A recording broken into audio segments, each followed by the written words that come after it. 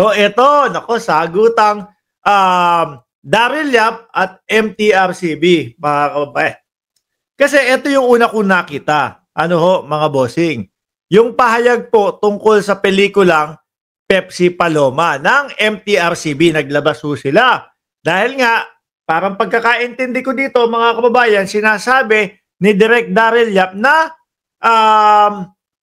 nire-review na yung kanilang pelikula. Ngayon po, mga kababayan, eto, sumagot po ang MTRCB. Sabi dito, pahayag tungkol sa pelikulang Pepsi Paloma. Nako, mainit ho ito. Umabot na sa kasuhan. Mga kababayan, kinasuhan na ni Bossing Vic. Oh. Tapos meron pa akong narinig doon sa, galing po doon sa lawyer o attorney ni Bossing Vic. Mga kababayan, parang umamin. May inamin si Direk Daryl Yap doon. Mga bossing, nalulungkot ho ako sa mga nangyayari sa kanila. Kaya lang, kung talagang meron diyang lumabag, no, sa karapatang pantao, mukha kailangan may managot ho. So, gigit na lang tayo dito. Pahayag tungkol sa pelikulang Pepsi Paloma, taliwas sa maling pahayag, nilinaw ng MTRCB na ang pelikulang Pepsi Paloma ay hindi totoong kasalukuyang nire-review dahil hindi pa kumpleto ang mga kinakailangang requirements na isinumite ng Pinoy Flix. So sa madaling salita ho, mga kababayan, walang katotohanan daw na nire-review na nila o gumugulong na. Mga bossing, tuloy pa natin. Binibigyang linaw ng ahensya na hindi tinanggap, naku, with capital letters, no, HINDY, TIN, AN, GAP, hindi tinanggap, no?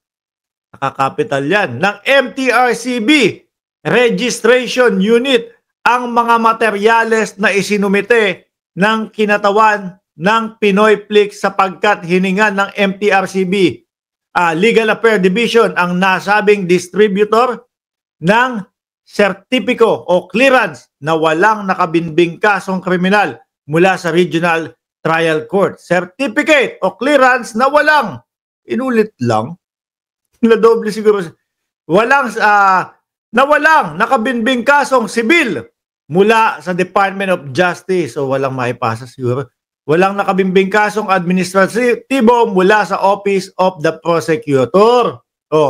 Bilang parte ng standard review process ng ahensya, nakipag-ugnayan kahapon ng Legal Affairs Division ng distributor upang ipabatid ang mga kulang na requirements. Kayo ho, mga kababayan, tatanungin ko kayo, no? Sa tingin nyo, maipapalabas ito? Mga bossing, Chief Amo, sir. Pambansang nanay survivor, shoutout po sa inyo. At kay Francisco Abor, nasabi niya, I like it, yung balita. Sa tingin ninyo ho, mga boss, Chief Amo, sir, maipapalabas ito?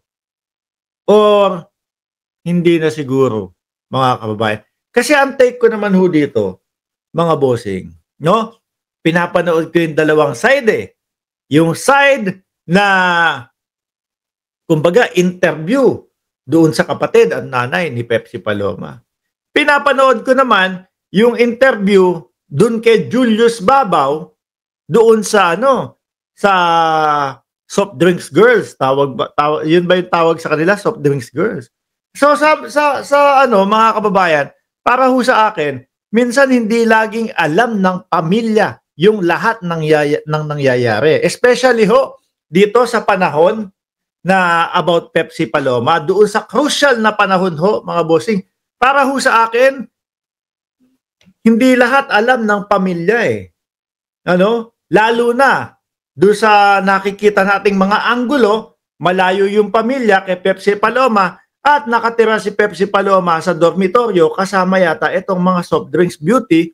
So, sabi ko, kung sakali man na may nakakaalam ng katotohanan tungkol dito sa istorya na to, kung malayo yung pamilya, mas posibleng pakinggan etong mga nakasama noong panahon na nangyari yon. Pero, mga kababayan, sabi ko nga po sa inyo, iiwan natin sa kanila yan.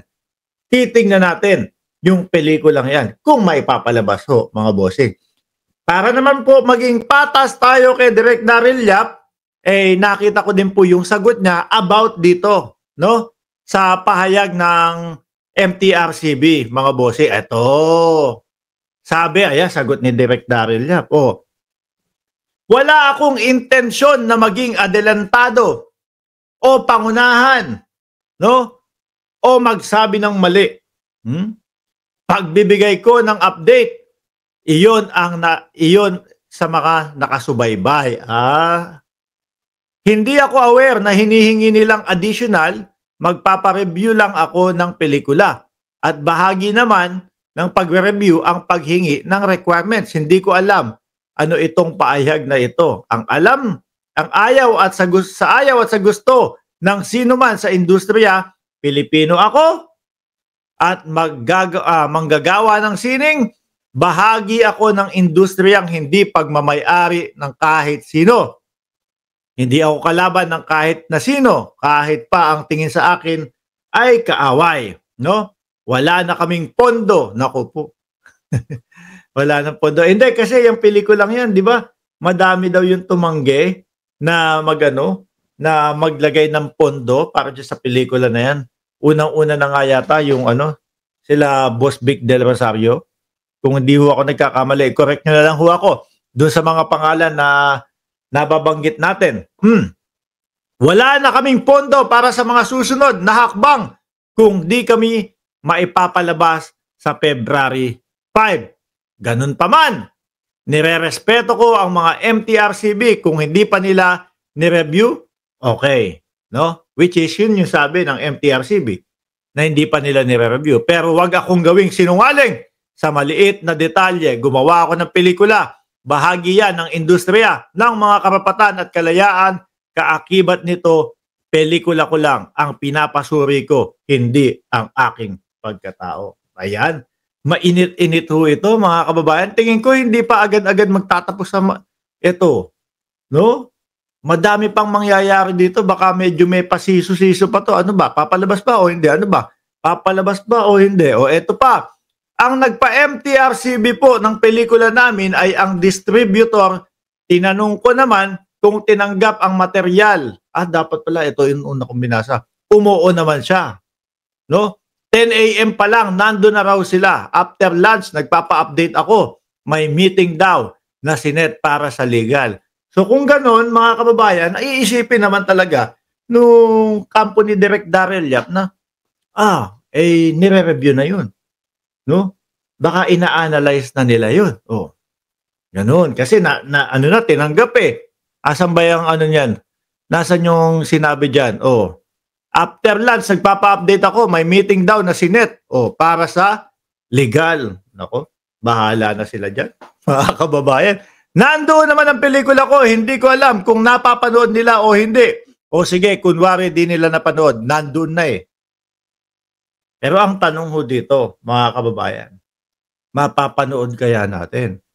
No? At kapag ka napanood natin, doon natin husgahan, mga bossing. Okay? Pero sa ngayon, Makati sa ulo yan. Lalo na ang kalaban si Boss Vic Soto. Mga kababayan, ilang milyon yung hinihingi na danyos. Nakalimutan ko na kasi ilang linggo na yung no? Pero ang nakikita ko, Makati sa ulo, mga kababayan. At meron pang mga hinahanap kung sino yung mga nasa likod na kumbaga tumulong dito sa pelikulang ito. Sabi ni Telma Palpalatok, Yap pala apelido niyan. Tapos ka-friend ni Aimee, naku, magduda muna. Sabi ni Enrique Almudin, mayabang talaga si Daryl. Dapat talaga bigyan ng leksyon na bossing Vic para madala. Ako din, late. Good afternoon sa lahat. Anyway, iwanan na ho natin yan. No? Hintayin na lang natin kung talagang mapapanood natin or hindi. No? Kung hindi papayagan ng MTRCB. Pwede ba yun? Kapag hindi nila pinayagan, i-post na lang nila dito sa sa YouTube. No? Pero kung talagang, ewan, bahala sila diyan.